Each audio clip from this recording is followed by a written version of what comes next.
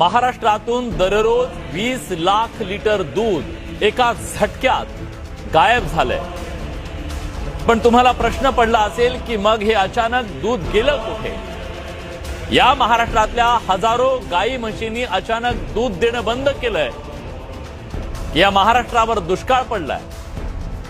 उत्तर आहे नाही। हे 20 लाख लिटर दूध गायब झालंय तुकाराम मुंडे नावाच्या एका धडाकेबाज माणसामुळे, ज्याची किंमत आहे रोजचे तब्बल 8 कोटी रुपये, म्हणजे महिन्याला 240 कोटी रुपयांचा हा खेळ आपल्या सगळ्यांच्या जीवाशी सुरू होता। तुमच्या माझ्या दारात येणारं दूध लहान लेकरांना ताकद देणारं अमृत होतं की हळूहळू मारणारं स्लो पॉइझन, हा प्रश्न पडल्याशिवाय राहत नाही। मुंडेंनी केलेल्या धडक कारवाईच्या नंतर हा आकडा समोर आलाय।